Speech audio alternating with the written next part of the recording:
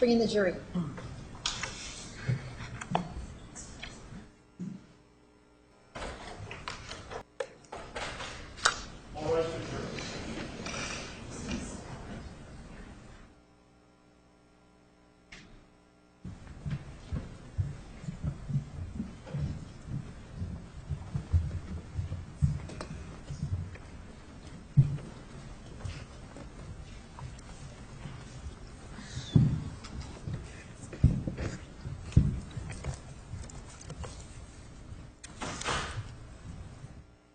Please be seated. The record will show the presence of the jury, the defendant, and all counsel. Ladies and gentlemen, have any of you read, seen, or heard anything about this case in the media since you were here last? Has anyone attempted to speak with any of you about this case? All right, one of the jurors down here started. I was going to say, all I heard was that it started today, and that was news to me. All right. Anyone else read, see, or hear anything about this case? And your number for the record, please. What's your jury number now? 9. Thank you. All right, the attorneys are going to give their opening statements. Mr. Nurmi. Thank you, Your Honor.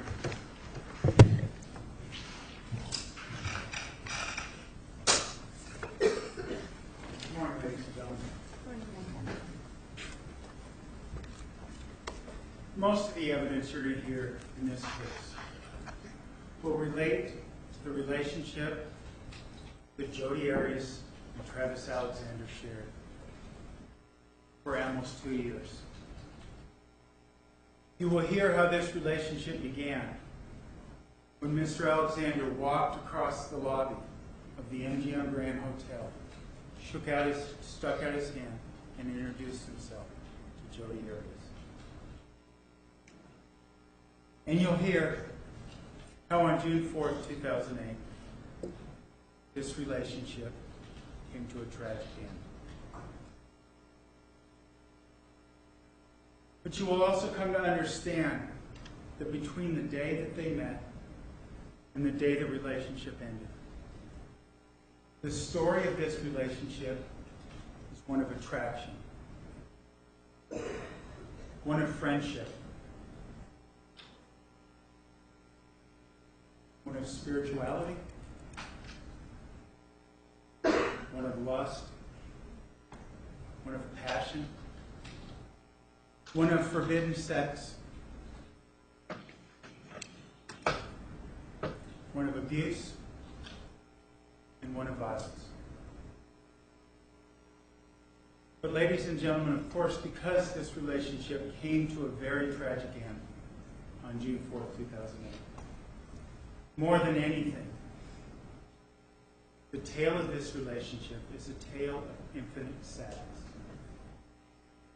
A beloved young man's life was taken from him by the woman who he loved. And now, that woman is in a position where rather than having her whole life ahead of her, as they both once did, he has passed. And she is now in a position where she faces, at the very minimum, the rest of her life in prison.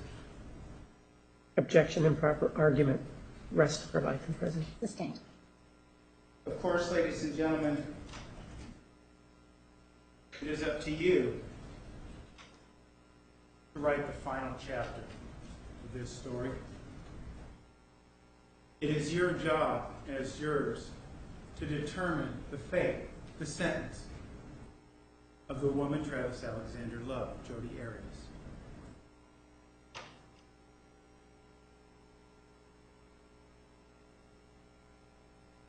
Now, of course, in doing that, as I said, you're going to hear evidence. The evidence that documents this relationship, that demonstrates to you what was really taking place in this relationship, I have to admit, isn't the sort of evidence that you're going to see or hear on an everyday basis. It's not the sort of things that you will encounter, most of you, probably at any point in time in your lives. Besides these proceedings. You see, the evidence that documents this relationship is of a graphic nature. It is graphic, violently graphic,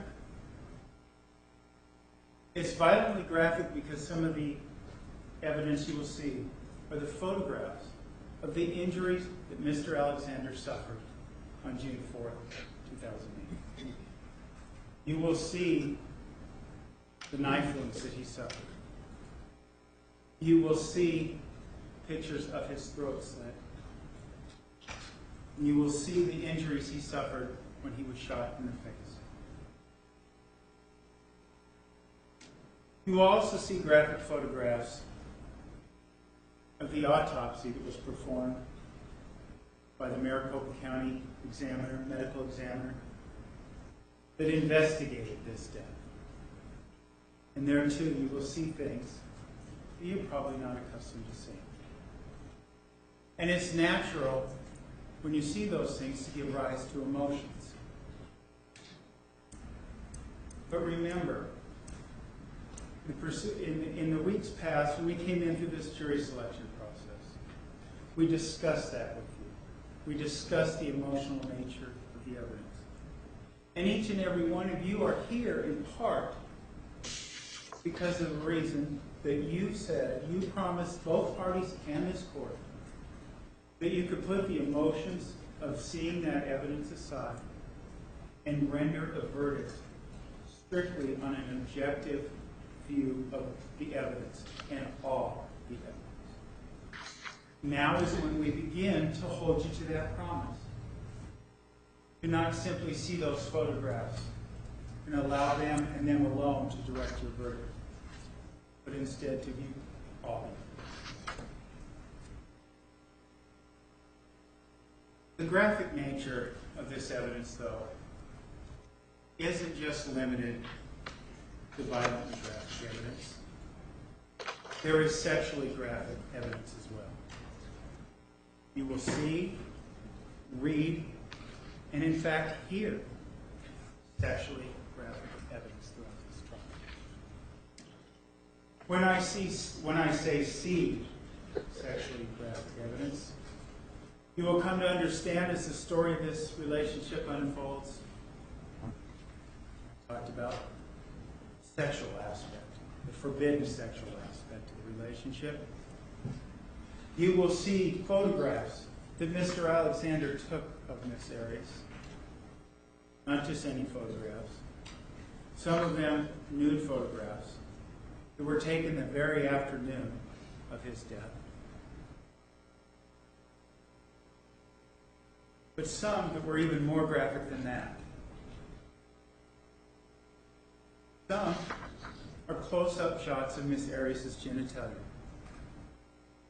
Some are close-up shots of her anus. We don't show you these pictures to shock you, but to make sure that you understand these are the objective indicators of what this relationship was.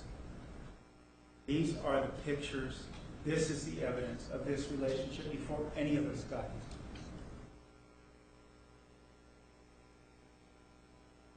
I also said a moment ago that you would read sexually graphic material and degrading material, sexually degrading material and degrading names during the course of this trial. I say read specifically because you will see, as the story of this relationship unfolds, that Miss Arias and Mr. Alexander communicated with each other not just by talking, but by texting, by emailing each other, and by engaging in instant message conversations where they would chat live over the internet. And you will see some of this documented before you. You will see sexually degrading names that Mr. Alexander called Miss Arias. You will see the terms that he used. You will also hear sexually graphic details of things that they had done together and had wanted to do together in these text messages as well.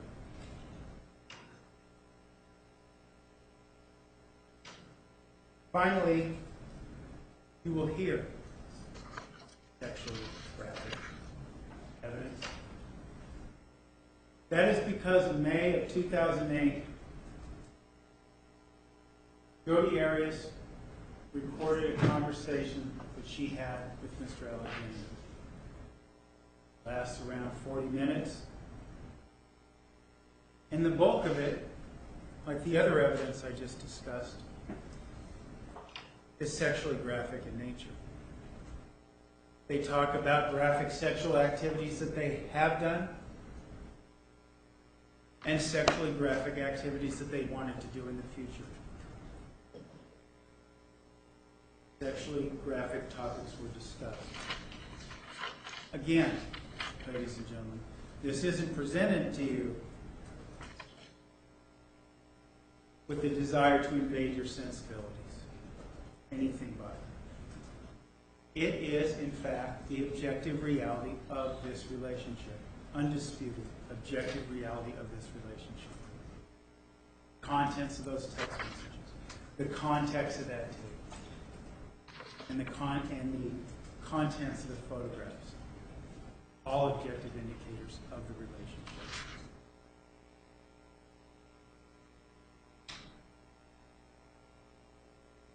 Now, of course, ladies and gentlemen, a story of a relationship isn't complete unless we know a little bit about two people involved in the relationship.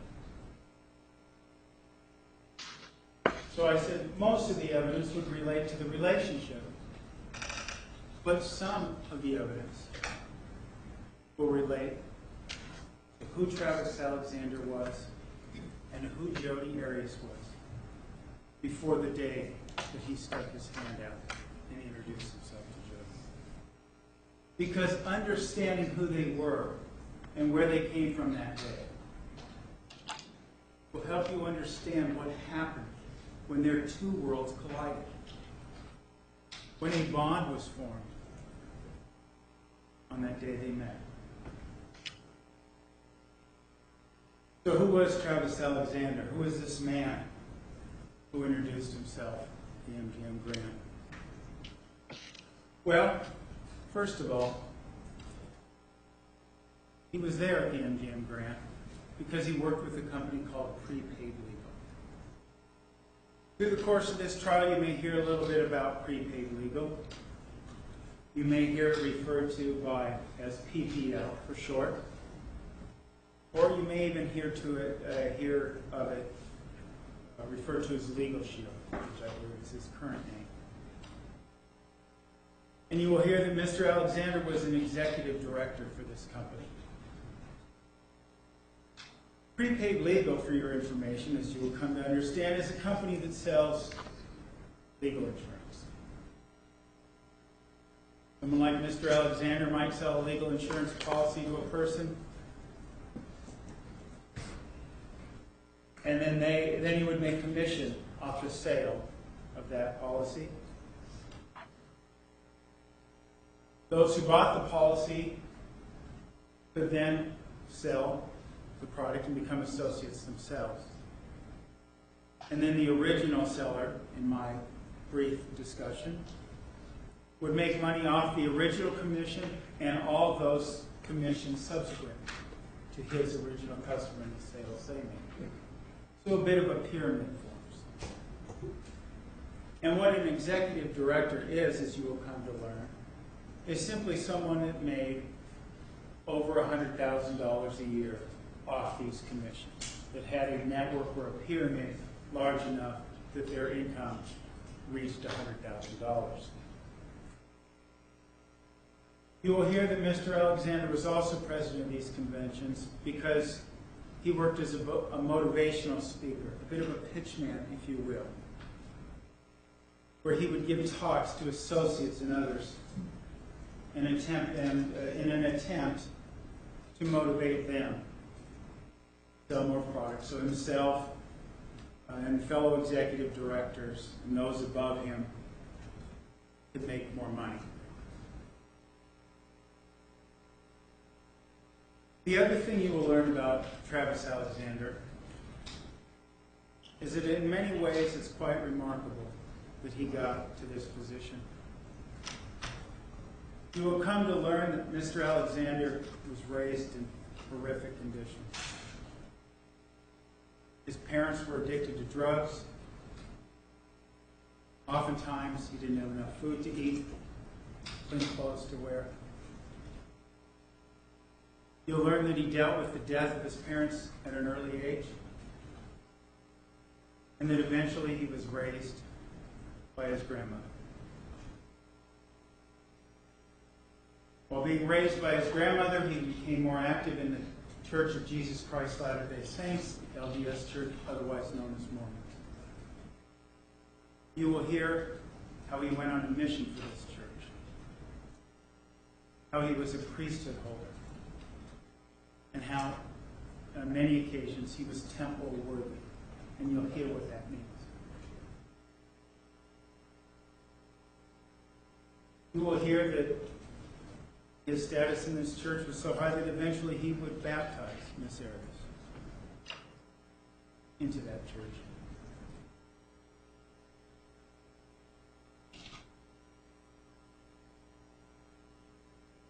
But what about Jodi Arias?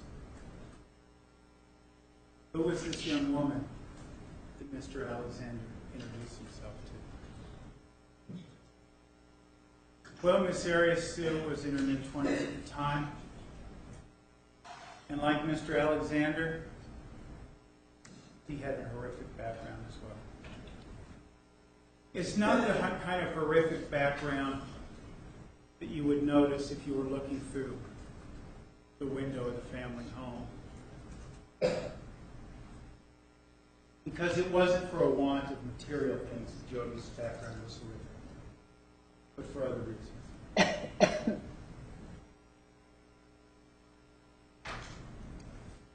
Jodi's father, Bill Arias, worked in the restaurant business when she was growing up. They lived in various towns in California. He either owned or managed several different restaurants at a time, and he worked a lot. He made a good living, and as I said before, Jodi was never in a position where she was lacking food or clean clothes. But because Mr. Arias worked so much, Jodi's primary caregiver was her mother, Sandy Arias. You will come to learn during the course of these proceedings that while Sandy Arias, Jodi's primary caretaker, took care of her in many ways, he did not give her the love and support she needed.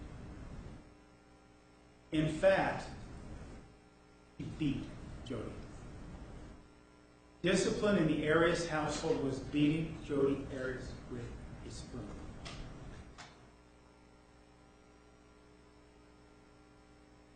You will also hear, probably more offensive than that, is that the woman Jodi wanted nothing more for than love. Goodbye. Did nothing. When her husband, Jodi's father, Bill, would hit Jodi,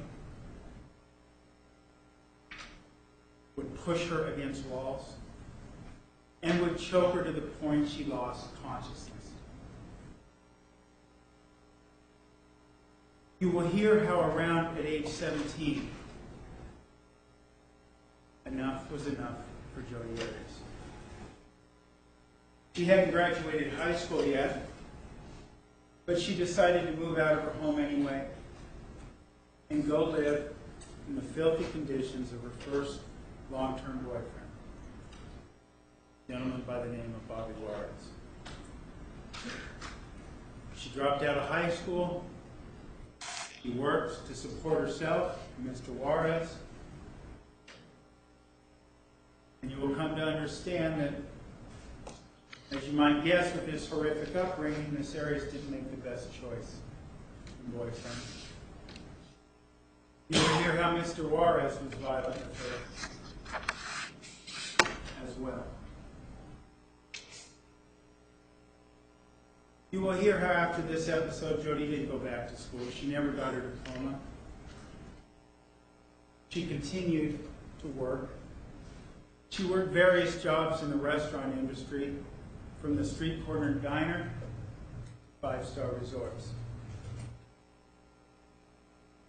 During her early years, in her late teen years and 20s, she was involved in the second significant relationship of her life, that with Matt McCarty. There was no abuse in that relationship,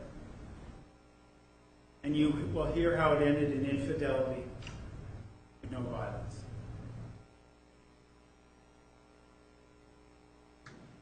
You will hear how after a year or so of not being involved in a relationship,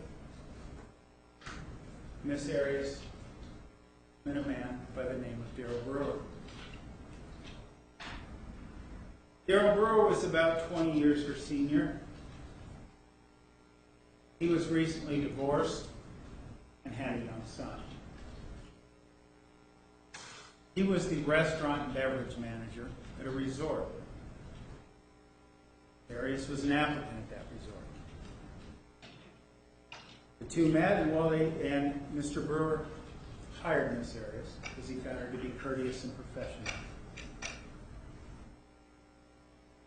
You will hear throughout the course of this trial from Mr. Brewer. He will talk to you about how the relationship developed, about how when they initially met they couldn't date because of his status as her supervisor, and how eventually that changed and the two began a relationship. You will hear how that relationship began based on the idea that Mr. Brewer didn't want to get married. He wasn't sure if he wanted to have other children. But he loved Jodi, and they ended up moving in together. Jodi was his girlfriend, and she served as a stepmother role to his young son. Now, I mentioned they lived in a home together. You see, there was a business aspect to this relationship as well. At this time, in the early 2000s, when Darrell and Miss Arias got together, they decided that one of the things they would do was purchase real estate, live in the home, with the idea that many people had back at that time, that the home would go up in value, and they could invest those profits in other real estate and thereby build their financial portfolio. Jodi had aspirations of being a photographer and an artist and wanted another source of income. You will hear how diligently she worked in order to obtain this goal. She worked 2 jobs in order to get her half of the down payment and to maintain the mortgage and maintain the home. But you will hear also that in late 2005, early 2006, like what would happen with everyone, the bottom dropped out, property values. They weren't going to make the profit off this home. In fact, the home was going to be foreclosed on. This being some years later as well, Darrell and Jodi weren't married. Darrell struck true to the idea that he didn't want to get married. So Jodi was at a point in time where this business adventure, buying a home, wasn't going anywhere. As a matter of fact, it was going down. And the relationship really had hit a dead-end street. He realized it wasn't going to get her closer to another personal goal of hers, that being to be a wife and a mother. He once described that as being the ultimate job.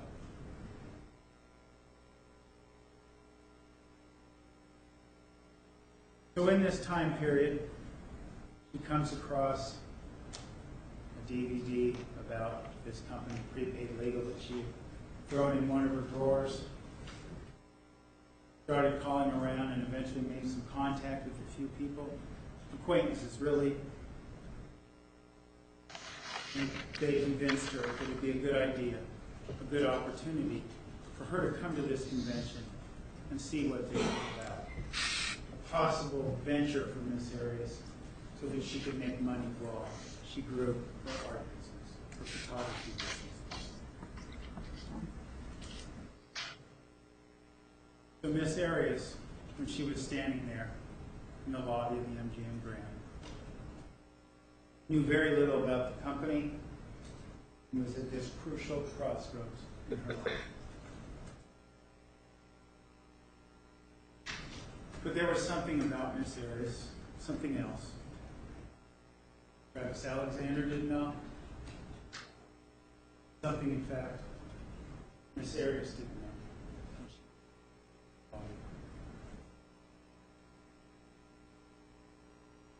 Because pursuant to the diagnosis made by the state's own hand-selected clinician, point in time when Jodi Arias stood there in that lobby, she was mentally.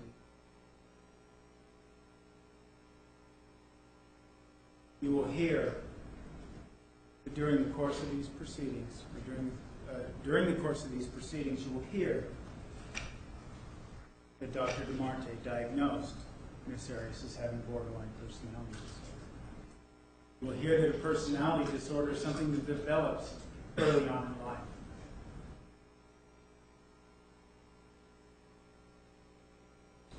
So this mentally ill young girl at a crossroads in her life is who Travis Alexander encountered that day. Your question, as you know, is what is to become of this mentally ill young girl that Travis Alexander eventually fell in love with. Well, one of the things you've been told, one of the things you were just told, it was written to you in the jury instructions, is that you are to consider mitigating factors. Reasons of life to give a life sentence to Jodi Arias. And you've also heard that it could be anything. Anything that you hear during the course of these proceedings can be assessed by you alone, as a reason to give life. And remember, another thing we talked about during jury selection, that each and every one of you promised to do. Promise to make your own moral assessment of what verdict you thought was appropriate after deliberating with your other jurors, discussing the matter, your own moral choice, and how you as a juror have the right to make that moral choice. The law does not presume any burden on either party. You have the right, dare I say the obligation, to bring your verdict back into this court. Now, of course, ladies and gentlemen, we have proposed some mitigating factors for you. And that is what I want to discuss with you with the rest of the time this morning. They begin on page 14, but for simplicity's sake, we can get there we go. We can get the machine on. We can discuss these without you having to refer back to them, and we can keep our discussion going this morning. Let's talk about the first four, and let's specifically talk about the first one. Miss Arias has no prior criminal history. You will hear that while the investigation of this killing came to be, Miss Arias' name was asserted on that very first day that Mr. Alexander's body was discovered. And you will hear ultimately from the lead detective, Detective Flores, you will hear about his investigation. You will hear that his investigation covered no prior criminal history for Miss Arias. No misdemeanors, no felonies, no nothing. This mentally ill woman had gotten to this point in life without committing any crimes. This point in Miss Arias' life relates to factor number 2. Ms. Arias was just 27 years old when she committed the offense. Like the prior mitigating factor, proving that to you by a preponderance of the evidence will be simple. You will see the date of her birth on various documents, and you will come to understand that she was just 27 years old on June 4th, 2008, this tragic day.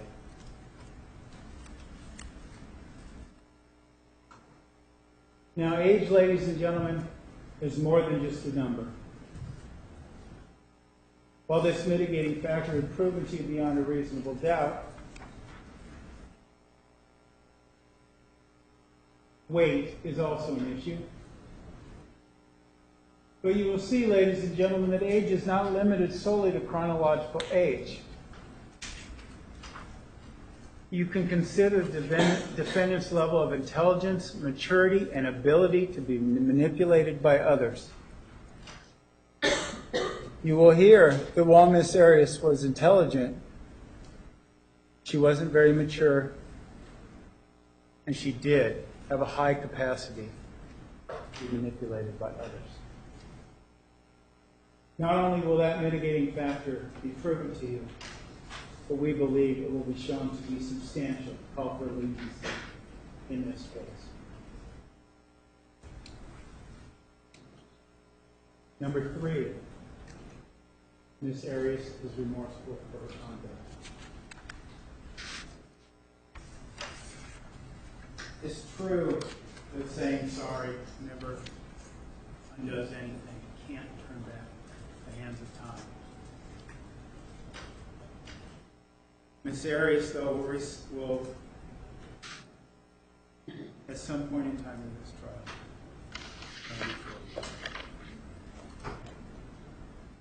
she will tell you how horrified she is that she killed the man that she loved. She loved Travis Alexander on June 4th, 2008. There will evidence that document the relationship that was going on, the playful and sexual nature of that relationship. And he loved her. You will hear her express her sorrow to the pain she caused, not only Mr. Alexander, but all those who loved and cared about this young man. Perhaps no one, ladies and gentlemen, you will hear, has punished herself more than Miss Arias has, knowing what she has done. You will hear from her.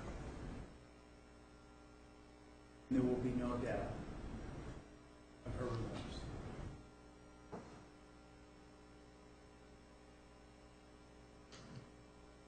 Mitigating factor number 4.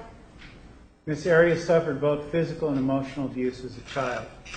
Well, we talked about that a few minutes ago, didn't we? About the beatings that Miss Arias would suffer at the hands of both her mother and father in the violent household she grew up in.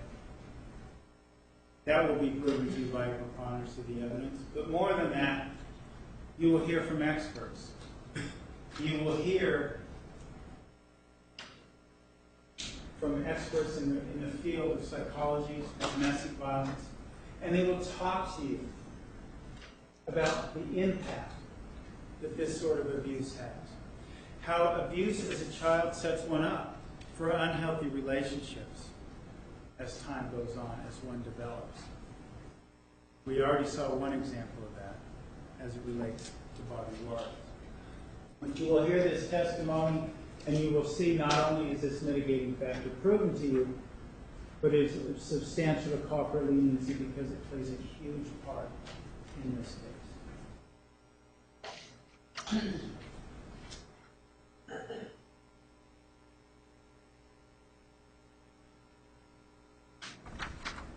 Mitigating factor number 5 relates to the idea that Mrs. Arias suffered both physical and emotional abuse during her relationship with Mr. Alexander. However, this is more than just an idea. This is a reality of the relationship. You will hear from domestic violence expert and his conclusion that Ms. Arias and this relationship that she shared with Mr. Alexander was a domestically violent one. And it's true, right from the start, that there is no documentation that documents either injuries or police reports or anything regarding Ms. Arias' claims of abuse. No doubt about it, nothing.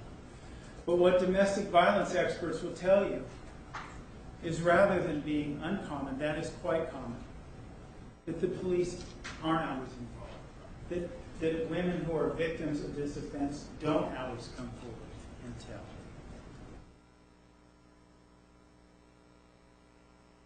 What about the emotional abuse? I spoke earlier about the text messages, the emails that the two exchanged. And you'll come to understand that in these text message and emails and instant message conversations, on one day Travis might tell Miss Arias she was the most beautiful woman in the world. The next day, he'd call her a whore. He would tell her he loved her. He would tell her that she was soulless. The relationship contained a lot of name-calling, a lot of emotional abuse, and the domestic violence experts will talk to you about that. And they'll also talk to you about one reality of this relationship was emotionally abusive. One key component is that this relationship, by and large, was never out in the open. It was never a relationship Travis shared with his friends or his family. Jodi Arias was always the girl behind the closed doors of his bedroom who was engaging in sexual activity with him, but wasn't the girl he would claim as a girlfriend in public. Wasn't the girl that he would take on dates because he was dating proper woman girls. Proper by his terms. Proper perhaps by the terms of his friends and his family. And you will hear how that component of the relationship is also emotionally abusive as well.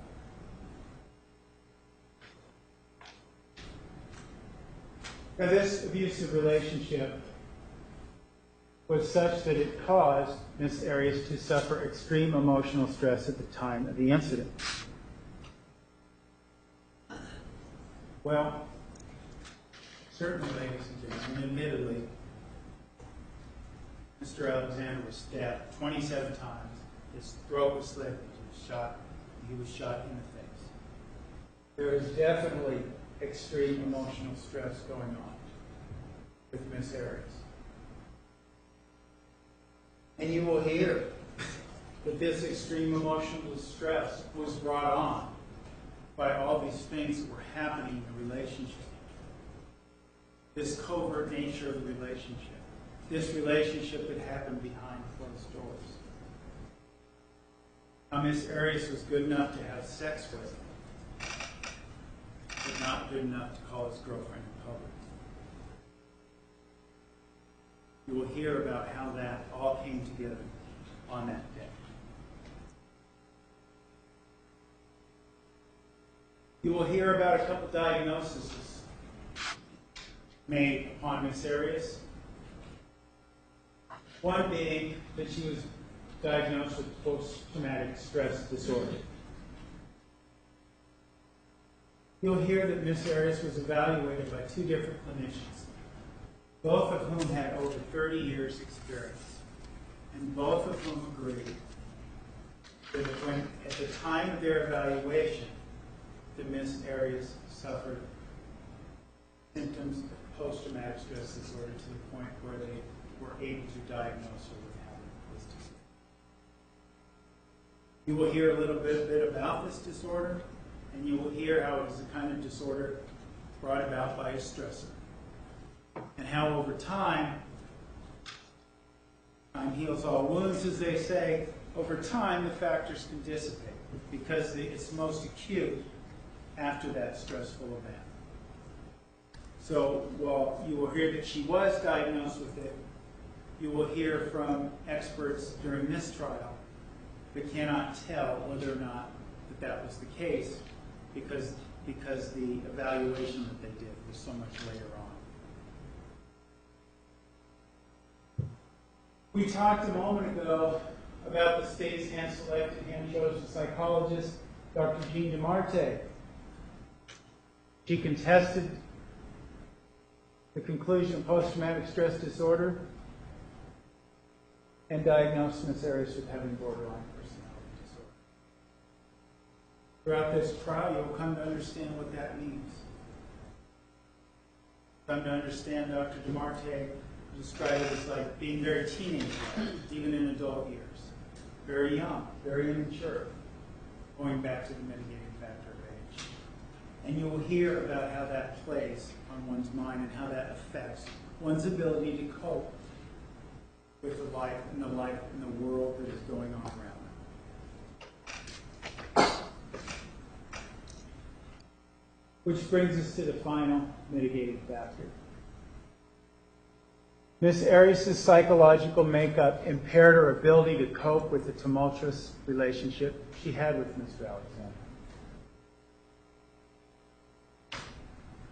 You will hear from experts who will talk about this relationship, who will talk about the tumultuous nature of it. We already talked a few moments ago about telling her she's the most beautiful woman in 1 minute and calling her a whore the next. You will talk about, and you will hear from experts talking about the sex that goes behind closed doors, while at the same time public acknowledgement as a friend or a girlfriend is never made. You will hear about the violent nature of this relationship, the violent name calling, the whores, the slut, all the terrible names Mr. Alexander called her.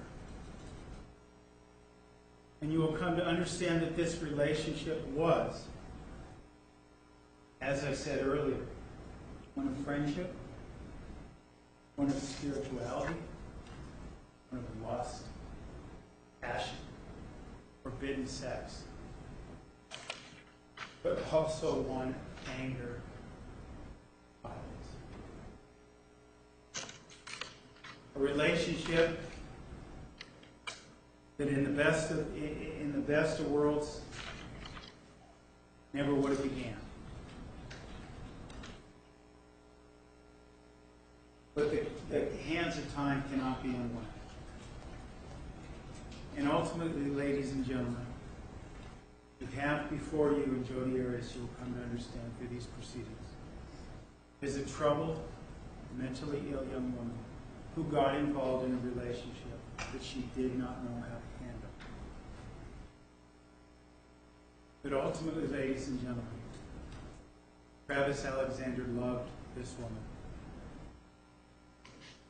And then really, ultimately, because of all these factors, the only appropriate sentence for this troubled young woman. Thank you. Mr. Martinez. Could we turn the lights back on? And if I could get a couple of exhibits, please.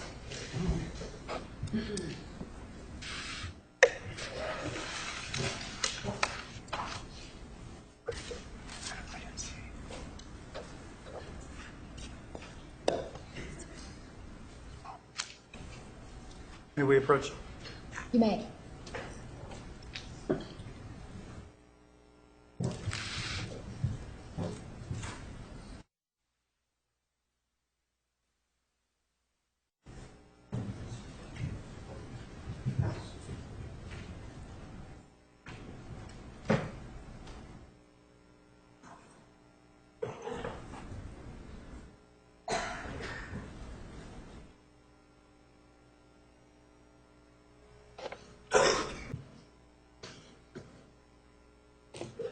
you will hear, or you will believe that you will hear the anger screams echoing in that bathroom.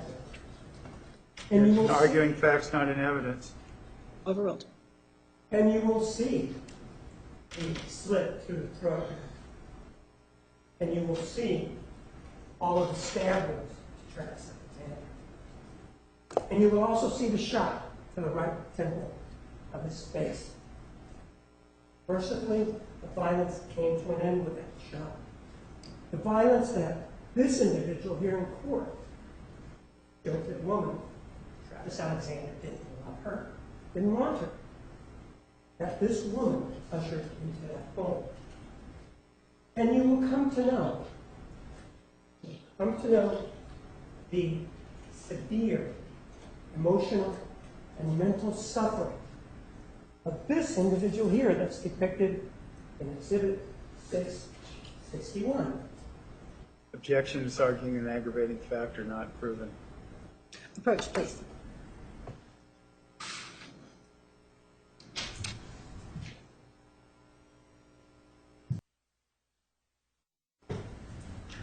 You will know. Mr. Martinez, one moment.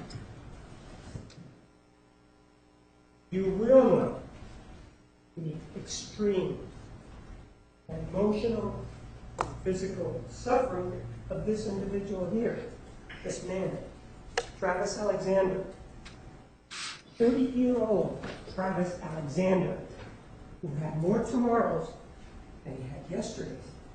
This individual, this man, that told you in a statement and that she professed to love. She loved him so much that after she slaughtered him, she showed up at his memorial service. Showed up with the rest of his family and friends. She loved him so much that the grandmother... Objection argumentative. Overruled. That they mentioned in the opening statement, Masardi, the one that raised him.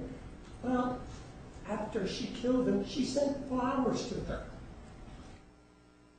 Oh, she loved him so much that what she did to him to show her love is set out in Exhibit 204, one of the injuries. And then took his body, dragged it down a hallway, and stuffed it into the shower. That's the love that she had for this individual. And that's how she showed it back on June 4th of 2008. But back in June 2008, Travis Alexander was living in Mesa, Arizona, East Mesa. And she wasn't even living in Arizona. She was living in Wairika, California, living with her grandparents. She had moved up there in April of 2008, and Travis Alexander was happy that she was gone. He didn't have to deal with her coming over and looking in the window of his house, peeking as he was making out with another girl. Coming into his house, he had a dog by the name of Napoleon and had a doggy door that wouldn't allow the sliding door to close. Coming in through that door, or using the garage code to come in while other people were there, turn the lights and get out. She was in Eureka back then, and had moved in April of 2008. And while she was there in Eureka, they did telephone.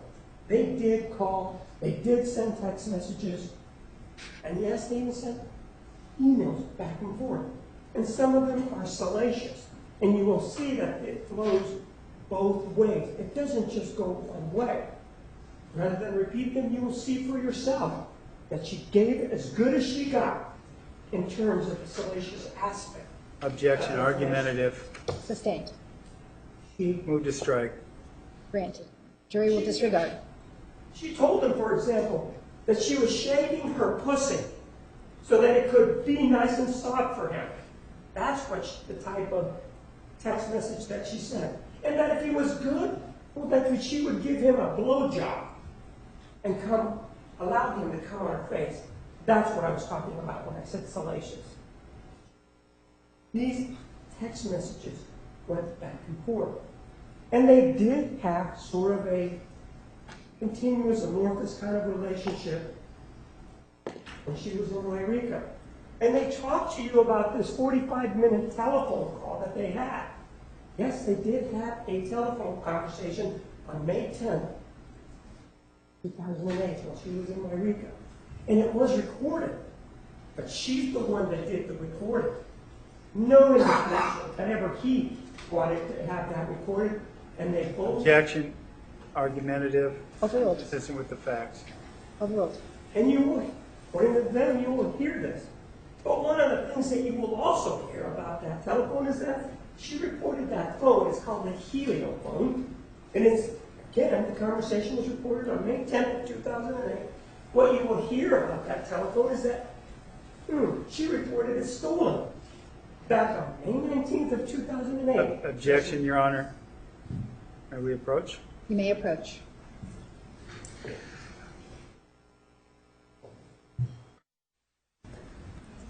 And yes, Mr. Martinez, I'm sorry. Yes, Elisa.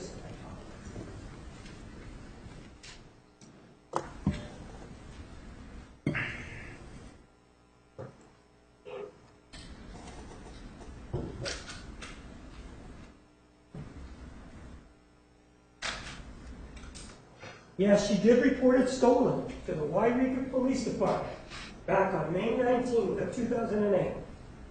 And now they're going to play it for you. This telephone that was reported stolen, that somehow now covered. And you can take a look at not only, or listen to not only this conversation on this phone that was allegedly stolen, and she reported it stolen. Not only that, you're going to be able to get some text messages off of it. You're going to be able to see there were text messages that are going to be presented to you. This phone that she takes, where it's stolen, son that dad has not recovered, you can view. Well, she is living out there. And during that time, Travis Alexander was dating somebody by the name of Marie Hall. And he intended to take her to Cancun. And the defendant knew that. One of the things that happened is that in their conversations, that 45-minute telephone call, they talk about them getting together, and they talk about the sexual trysts that they will enjoy during that particular telephone call. But the overhanging that is that Travis Alexander is dating somebody else by the name of Marie Hall. Marie Hall wasn't particularly interested in Mr. Alexander, but she was dating him. And so during that time, toward the end of May 28th, the defendant was living with her grandparents on Pine Street in Wairika. And Wairika actually is close to the Oregon border. And she was living with them, and one of the things that she does is that she stages a burglary. Objection, argumentative, move to strike. Overruled. Of her grandparents' house. The grandparents called the police on May 28th, approximately 3:30 in the afternoon, and said, hey, somebody broke into our house. The police responded. They came out, and immediately they noticed that something wasn't right in their opinion. Something just wasn't right. There was money that was sitting around that wasn't taken. There were a bunch of guns that were there that weren't taken. There were television sets that weren't taken. All of that was there. And yet there was a break-in. One of the items that was taken in this burglary, and according to the defendant, she was interviewed by the police, she left at about 1 o'clock. The police were called at 3:35. And before 1 p.m., nothing happened. She didn't see anything. And one of the things that was taken was a .25 caliber handgun. Remember Travis Alexander being shot in the face? Well, he was shot in the face with a .25 caliber handgun. The defendant was making ready. Had a plan. She had a plan. It wasn't a spur of the moment thing. Another thing that Objection, argumentative, move to strike. Overruled. Another thing that she did at the end of May is she contacted this old boyfriend that you've already heard about. This individual by the name of Daryl Brewer. Giving him a jingle, although they've been separated for quite some time. They actually were living together back in 2006, September of 2006, when the defendant took up with Travis Alexander. And she started to see Travis Alexander at the time that she was living with Daryl Brewer in a house in Palm Desert, California. Objection mischaracterizes the evidence. Overruled. And they were together in that house. So she contacts him, this guy, and one of the things that she asks him is, hey, tells me, I'm taking a trip to Arizona to see a friend. She may or may not have mentioned Mesa, but she indicated she was going to take a trip. And one of the things that she needed was a little help with him. She wanted to borrow gas cans. And he said, sure, I have 2 gas cans. I have the red in color. They're 5-gallon cans. And yes, I do have them. And yes, you can borrow them. He doesn't remember exactly the date that this was, but it could have been at the end of May, the first part of June. And so for her road trip, the defendant decides to contact this individual, get these 2 extra gas cans. The other thing that she does, even though she has an automobile, is she decides to rent a car for this trip. And Wairika does have deep places where you can actually rent a car. She didn't go there. I didn't have to go there. It's a small town, Wairika. People know everybody's business. Objection argumentative, move to strike. Overruled. It's a very small town. And one of the things that she then decides to do is that instead of renting at this convenient location, she's going to drive approximately an hour and a half to Redding, California, which is south, to rent this automobile for her trip, where she's already talked to Daryl Brewer about getting 2 gas cans that he has, that red in color, each will accommodate 5 gallons worth of gas. And so she then decides to head on down, goes to Redding, California, the airport there, and talks to a guy by the name of Colombo, Raphael Joe Colombo. He's the person who rented the car. And by now it's June 2nd. It's approximately 8 o'clock in the morning when she comes in to this Redding airport. And he says, remember her? Not only do I remember her, but except that the photographic lineup that you're showing me, he said to the police, that's the girl who points her out, the defendant. But she's got brown hair there. When she came to rent the car, she had blonde hair. And the defendant, you've seen most of the photographs, had blonde hair most of the time. Said, so the brown hair is different, but that's her. Another thing that he remembered is that when he tried to rent the car to her, he originally gave her a car that was red in color. The defendant said, no, I don't want the one that's red in color because that attracts attention of the police. And I don't want that. I want a different car. So he accommodated that and gave her a white Ford Focus for her to rent and take on this trip. June 2nd, 2008. And so she goes on her trip. Next morning, June 3rd, 2008. Early in the morning, she shows up at the house of Daryl Brewer. And ostensibly, she has told others that she was actually going to Salt Lake City. And that she was going to Salt Lake City to visit her boyfriend, a guy by the name of Brian Burns, somebody that she had a relationship with. Objection mischaracterizes the evidence. Overruled. It wasn't an extensive relationship, but it was a relation nonetheless. And according to him, when she came over, they did a lot of kissing and a lot of grinding. So there was a relationship there, however anybody wants to characterize it. So she stops at Daryl Brewer's house on the 3rd in the morning, sort of has breakfast or joins them for breakfast, and picks up the 2 5-gallon gas cans and continues on south, and then going the other way straight on over, Marina perhaps, over to Salt Lake City, but continues on south so that she then reaches Salinas, California at about 3:30 in the afternoon of June 3rd, 2008.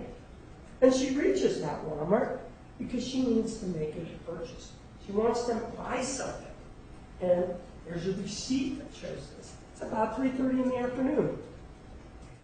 She buys another, amongst other things, she buys another 5-gallon gas can that accommodates. So now she has a capacity of 15 extra gallons. Do the math, 30 times 15, okay? You'll know how much miles that's worth. So she now has 3 5-gallon gas cans on this truck, and she buys them at Salinas. Salinas, the Walmart there, has checked to see whether or not, because the defendant said, I took it back. I got a refund. Security department at Salinas, Walmart, checked every single register for that day, and the day after, every single one, no refund whatsoever. Even though the defendant says she took it back. Then she gets down to Pasadena, and it's in the evening there. And in that evening, she fills up the car with gas, and you can also see that she buys extra gas. Gas cans. And now, extra gas, she can make her way all the way through Arizona without ever stopping for gas. And no one will ever know she was here, at least because there is no purchase of gas. The rest of the time, she's using a debit card or a credit, whatever it is, debit or credit, she's using a plastic to make purchases. Not a single purchase here in Arizona. Not a single purchase of gas. And her account is with Washington Mutual, and it shows there's no purchase whatsoever. It does show that there is that she filled the 3 gas cans in Salt Lake City, but no purchases whatsoever here in Arizona. One of the other things that we know about this car that she rented is that California requires that the cars had a license plate in both the front and the back of the cars. And hers, the white Ford Focus, did in fact have that. At some point along the way, the defendant removed it. And when she showed up, for example, in West Jordan, Utah, after visiting Brian Bird, after killing Travis Alexander, well, she was stopped by the police. Number one, because the front license plate had already been taken off. And the other thing is that one of the back. Objection mischaracterizes the testimony. Move to strike. Approach, please.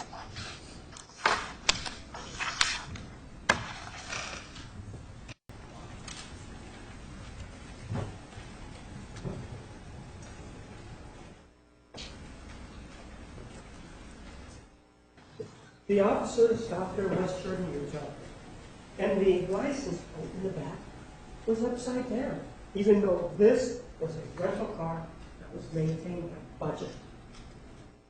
So she's making her way, that's the evening in Pasadena. And she makes her way across the desert and arrives at Travis Alexander early morning hours, June 4th, 2008. And according to her, she says, well, I was the person. He was the one that convinced me to come over. He's the one that told me that I should go visit him. Preparation for that, that's what she doesn't guess. So it's her statement that she was asked to show up. You know that when she showed up, she knew the code to Mr. Alexander's garage. We also know that she could have gone into the sliding glass door. We also know that Mr. Alexander did not have a gun.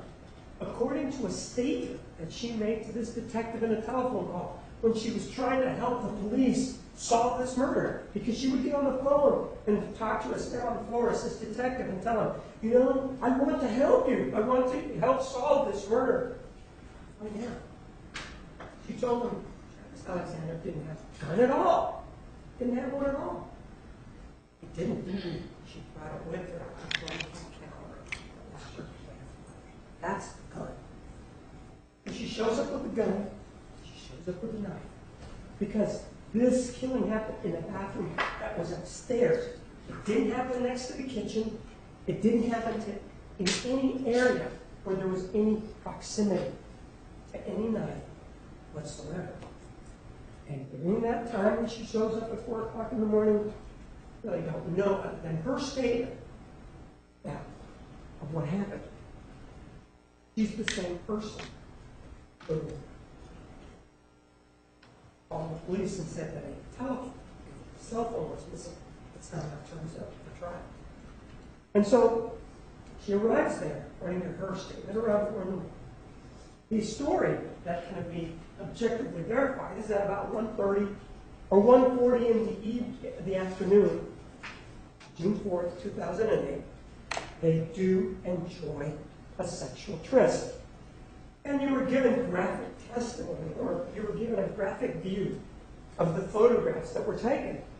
And it seemed all so one-sided, except that, there were also photographs of Mr. Alexander. And shall we say, he was in an interested state, as you will see. So they were both taking photographs of each other. And this is something that they did behind closed doors. It's not against the law. One of the things that they also told you was that, well, she was sort of like a kept woman, somebody that he never acknowledged was his girlfriend. Well, when they were at a PPL convention in Oklahoma City, when the defendant was asked, "Are you dating Alexander?" "No, I'm not." She would also deny it. So it was always a two-way street. And she was also Mormon. She had converted in November of 2006. She told somebody that she had converted for Mr. Alexander. So they were born of the same faith. It wasn't like he was the only one that was Mormon and subject to the restrictions of the Mormon faith. They were both Mormon. And so at about 1:40 in the afternoon, some period of time, they engage in a sexual activity. And they take photographs. And they take photographs with a camera that purportedly belongs to Mr. Alexander. And it's purportedly a camera that's new, so that it would be foreign or new to the defendant if this was the first time that she saw it. And so thereafter, some time elapses, and they pick it up with the photographs again. Because at 5:30, Mr. Alexander is in the shower. And Mr. Alexander, as most people do, is nude in the shower. And there's the defendant taking photographs of him with that same camera. And for about 10 minutes, she continues taking these photographs until the last photograph of him alive is sitting down. He's now nude, sitting down in the shower. She does, at that point, takes a knife, sticks it in his chest. That knife that's up on the second floor, because his room is on the second floor. The master bedroom is on the second floor. There are 2 other roommates that aren't there, but he has his own separate bathroom. And while he's sitting there, he stares at the chest. When you get stabbed, it hurts. But you don't die immediately. It's not that you get stabbed and you immediately die. You die from a loss of blood. And that takes time. It's a function of time. Because if there were medical intervention and you were sewn up, which is impossible in this case, but if you were sewn up, you wouldn't die. So it's a function of time. And during that time, Mr. Alexander was conscious. He knew the person he had just engaged in one of the most intimate acts that individuals can do had done this to him. What the scene shows is that there's blood everywhere. And there's blood everywhere, meaning that Mr. Alexander was ambulatory. Get up. So he got up from that position. And he went over to the sink. And he leaned over that sink. As he leaned over that sink, she continued to stab him in the back over and over, almost in a little concentric circle on his back as he's bent over. And he's bleeding. Blood drops, which are passive, which is gravity just coming down, There are also hypoglossate, or smaller drops, that indicate he's spitting it out. And you see the sink all full of blood. And time is passing. He's going to die from a wound to the heart. That's fatal. But he's losing blood rapidly. And because of his excited state, in other words, he's conscious, it accelerates death. But that excitement is distress. And you are required to accept the verdicts, as you have already been told, a premeditated verdict, as well as the suffering in this case. And as he stands there at some point, he crawls or walks down the hallway toward the bedroom where they had this tryst, this sexual tryst. And as they go down that way, he goes down that way, in the breach where the linoleum ends, it begins to the bedroom.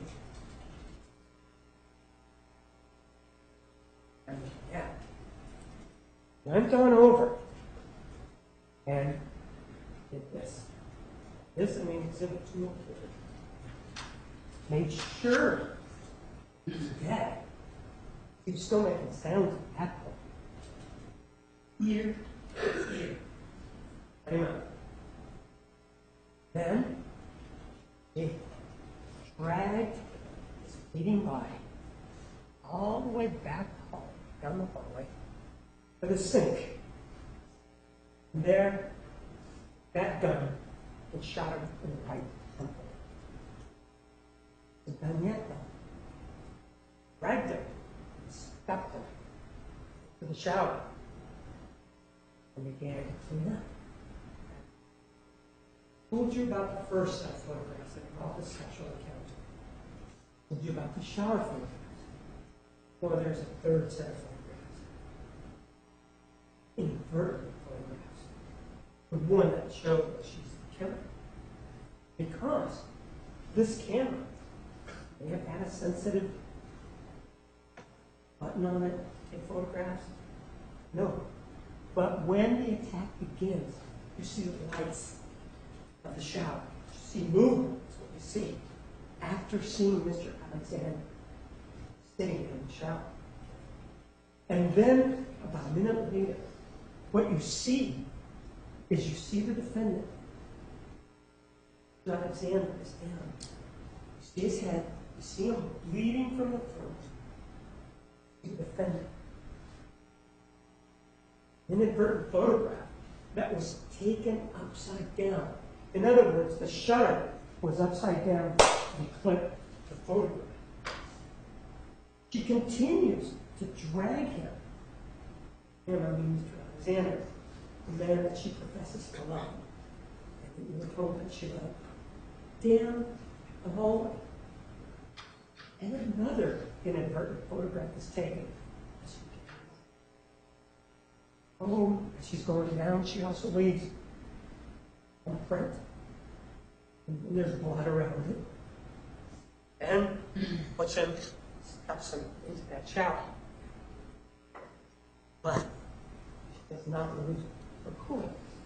She begins to clean up. One of the things that she has is a glass, plastic glass. Don't know where she got it from, but she takes it. And maybe she turned the shower on. Maybe she got this glass full of water, put it on him. But she cleaned it up. And the whole blood off of it. That's how the police found it. With this glass on top. In the shower. The other thing that she did is that there was clearly an attempt of water being thrown down the hallway that she dragged it. Objection, argumentative, move to strike. Oh, look. You see it boxed in the closet. It has water damage and blood. And then you see this void. You also note that the bedding where they had their last encounter, in that bedding, she took it. Before she took that bedding, she did something else. This camera that she was unfamiliar with, well, she went through and deleted the photographs of them involved in sexual activity, deleted the photographs of Mr. Alexander in the shower, And the photographs that were inadvertently taken, they were very, very dark and difficult to find, according to the person who actually went to look for them. And actually, he had to go through a process so that he could actually make out what was there. But you'll see the photograph.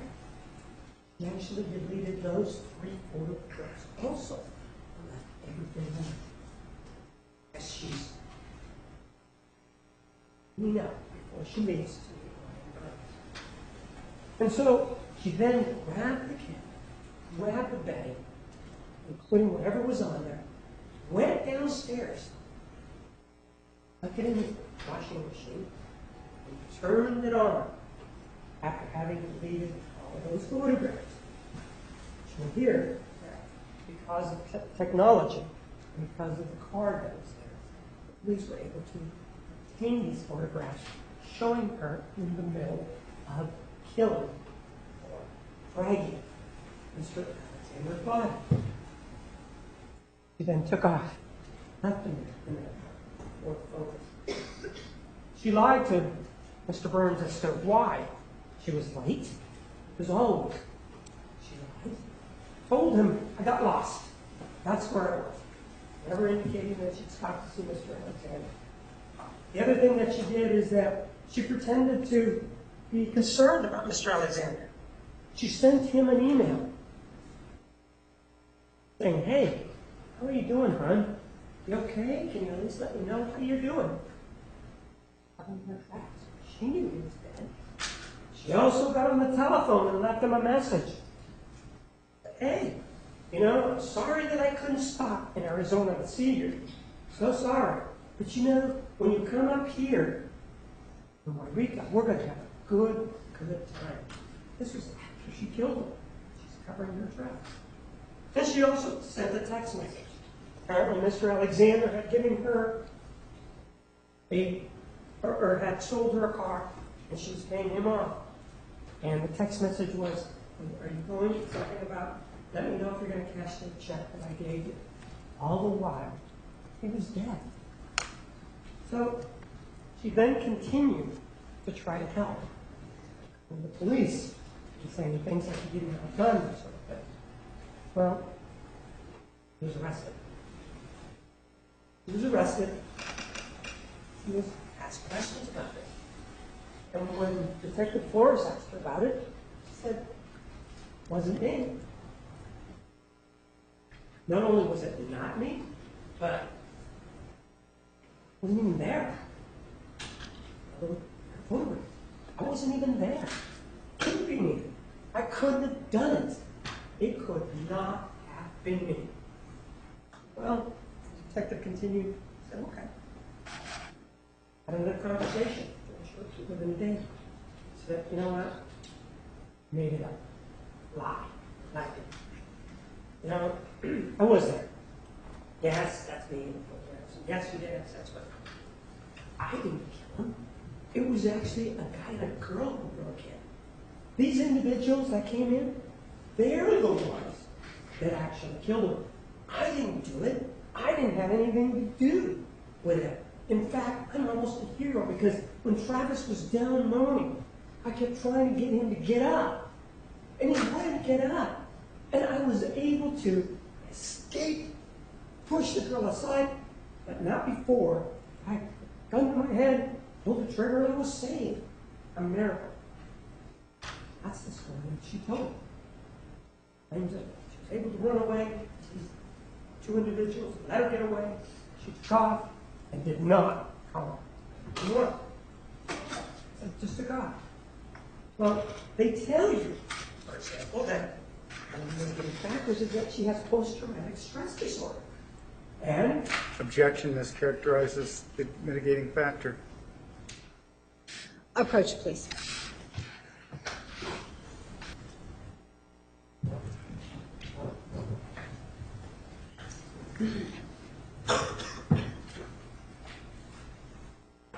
See number 7. Miss Arias has been diagnosed with post-traumatic stress disorder. That is being set out for you as a possible or potential mitigating circumstance. But she has been diagnosed with this by an individual by the name of Richard Samuel. use their phrase, somebody that the defense handpicked, brought in to testify. And one of the things that he administered as part of his testing is something called the PDS. It's just the acronym for the test, in order to determine if you could diagnose her with post-traumatic stress disorder. And one of the things that you answer are questions. It's a self-reporting test. And he actually sat down with a legal pad, asked her the questions, and wrote down her responses. And with regard to question number 14, the defendant was asked, well, what is the event that started this post-traumatic stress disorder? He used the same. He used the same as saying that she was diagnosed with post-traumatic stress disorder. He said, that's stressful to me. That caused me to be diagnosed with post-traumatic stress disorder is these two individuals. Objection, Your Honor. Argumentative. Ms. Arias did not diagnose herself. Overruled. You may continue. It was these two individuals that came in. That's the event that is the basis for the diagnosis of post-traumatic stress disorder. A lie. That's what's the basis. Objection, vouching. Overruled. That is the basis for Richard Samuels, PhD's diagnosis of post-traumatic stress disorder. Objection mischaracterizes the testimony and argumentative. Move to strike. Overruled. This is an individual, a doctor that they, whatever term they used, went out, retained, become tested. One of the other things that they talk to you about, she's mentally ill. Talk about borderline personality disorder, which is number 8. That's located there. Well, a personality trait, that's what it says there, and Janine DeMarco. Objection mischaracterizes what is written. Personality disorder. Rephrase. Number 8, we'll read it. Ms. Arias has been diagnosed with borderline personality disorder. It's talking about personality. That's not a mental illness. So, for example, Mischaracterizes Dr. DeMarte's conclusion. Sustained. well, Dr. DeMarte will talk to you about what a personality is. And a personality is not a mental illness. A personality, for example, and this is not to say that there's anybody here with that if somebody is a jerk about certain things, they will always be a jerk about certain things. It's not a mental illness, is what Janine DeMarte will tell you. It's not at all. It's just how they are. You don't take a pill for somebody who is an absolute jerk to make them a nice person. That's what a personality is. And so when they talk to you about this, borderline personality disorder, it is not a mental illness. So for example... Objection, that's argumentative and incorrect. Overruled. So for example, in this particular case, what you have, and things that have been mentioned by the defense in their opening statement, is this relationship that the defendant had with Bobby Juarez. Well, one of the things that we know is that with Bobby Juarez, the defendant just couldn't let him go. When they broke up... Objection, argumentative. Sustained. Well, when they broke up, what the defendant would do is pick up the phone, call him, and when he would answer, she would hang up. Even though they were broken up. She admitted she did that on a couple of occasions. And when she wanted to speak with him, what she did is that she initiated the conversation or the content by telling him that she believed that the world was going to come to an end. And that's the reason why she was going to talk to him. And that's how the relationship started again with Mr. Juarez. And she had problems with him. She claims that, yes, as she told you, he was abusive towards her. Claims there was a call to 911, but nobody came. There's no record of that. Objection mischaracterizes testimony. Overruled. Also tells you, with regard to Mr. Juarez, there was a problematic relationship. Part of the problem was that Mr. Juarez would go to the library, use the computer. One of the things that the defendant did when she son is after he had gone there. She went back to the library, sort of to check up on him to see what it was that he was doing, or what it was that, or who it was that he was talking to. This is a personality issue, because with Matthew McCartney, they also talked to you about that. That relationship that it ended because Mr. McCartney was maybe involved with somebody else. What they didn't tell you is that the defendant, when she found out about it, she went and confronted or spoke with this woman, Bianca, wanting to find out what it was that was going on. And Mr. Alexander, well, he was on a date, for example, with Mimi, she would still be around when he would come back. If he was on the couch making out with somebody, she admits to being out there looking at him. That's her personality. It's not a mental illness. They talk to you about, well, you can't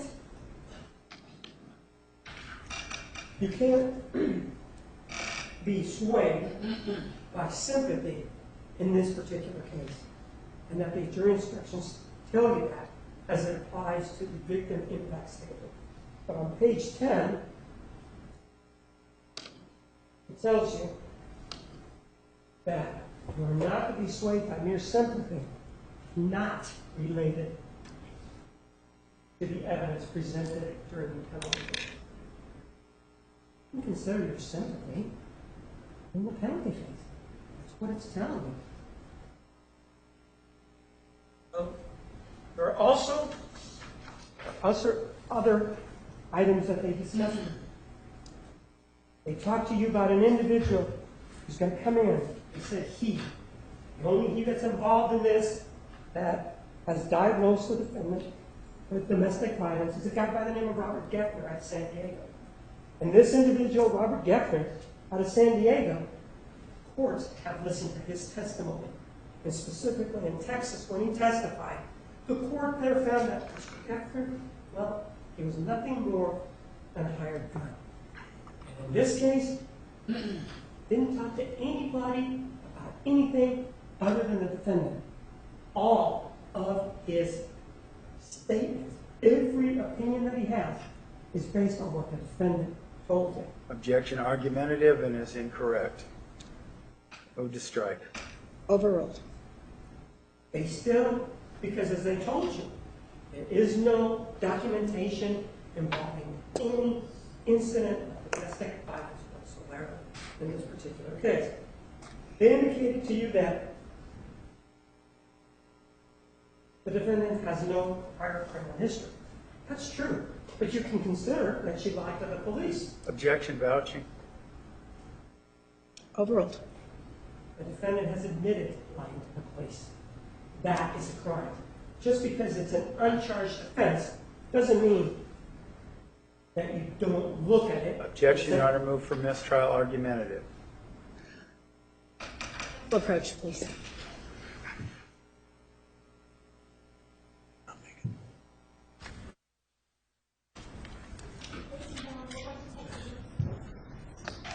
We're going to take the noon recess.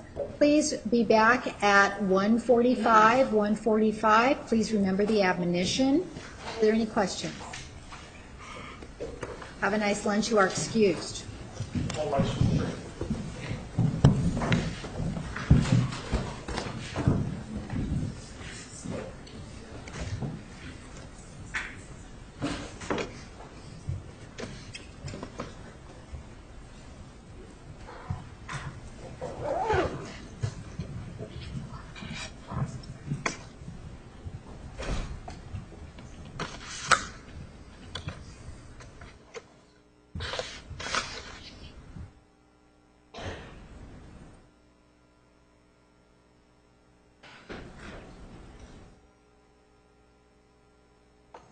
Please be seated.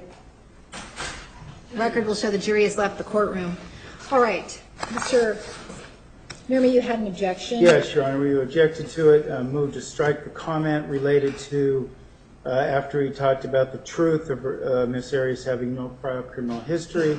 Mr. Martinez then went on to provide the jury with a speculation that quote-unquote lying to police is a criminal act, and she hasn't been charged with it. Mr. Martinez, in so doing, inserted a prior bad act into the proceedings which Ms. Arias has not been given notice of.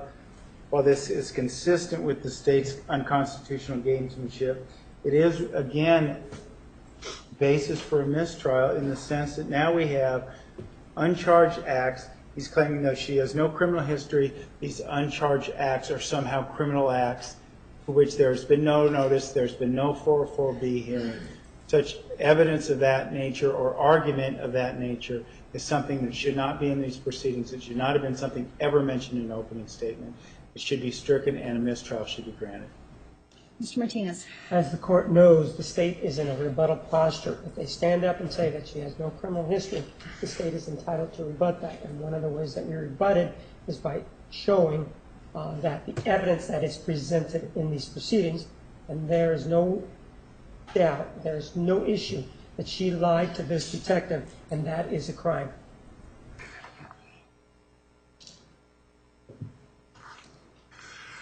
Your Honor, the other issue in terms of this mitigating factor is Mr. Martinez is saying, well, she lied after these events. Well, she had no prior criminal history prior to the event. They've known of these mitigating factors for months. They still, and Mr. Martinez's stating of the law is incorrect. He should know, but pursuant to Rule 15 and pursuant to Brady and pursuant to those authorities, that he has to provide evidence in rebuttal of any act or prior bad acts that he is going to use against Ms. Arias in these proceedings. He has failed to do so. He's failed to notice this farcical prior criminal activity as a prior bad act. It's not prior, but it hasn't been noticed, and he shouldn't be allowed to argue it or present it to the jury. It's reason enough for a mistrial at this point. All right, I'm going to sustain the objection and order that the jury disregard the last argument. The motion for mistrial is denied. So we also have some motions in limine. I don't know if the state's to call a witness this afternoon that would be impacted by these pending motions in limine. Which one? I don't know. Well, we're talking about.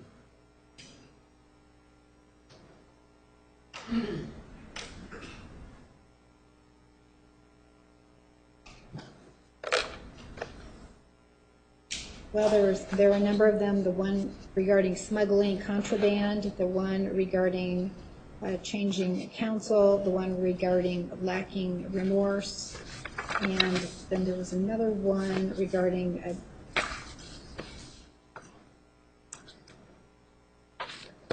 Dr. Horn. I don't intend to address any of those with regard to Dr. Horn.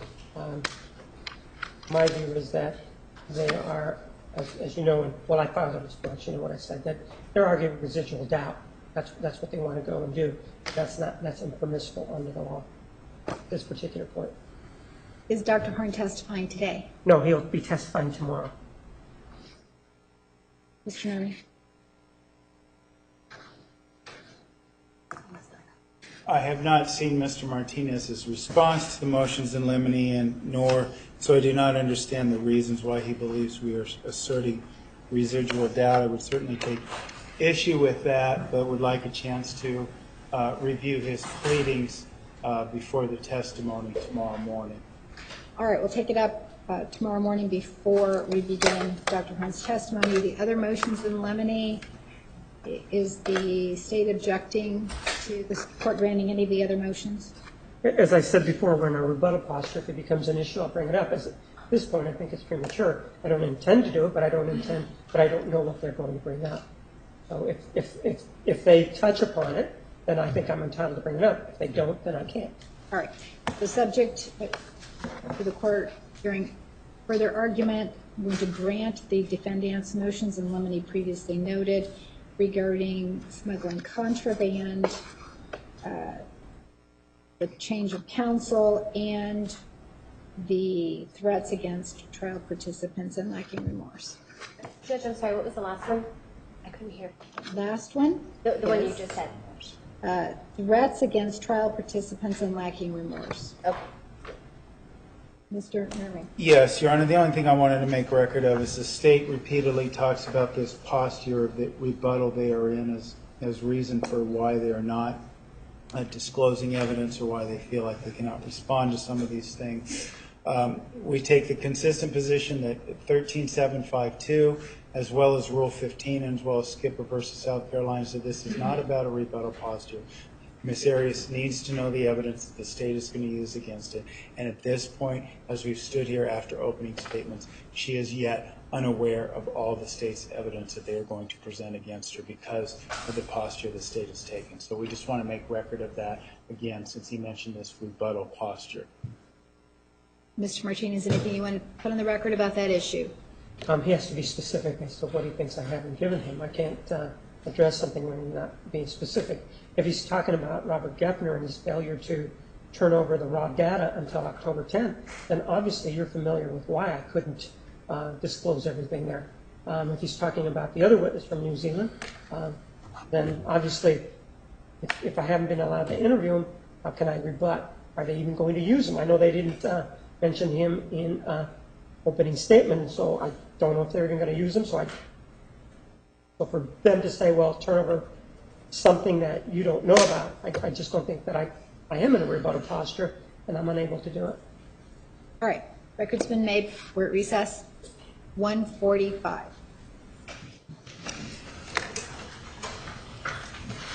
All rise.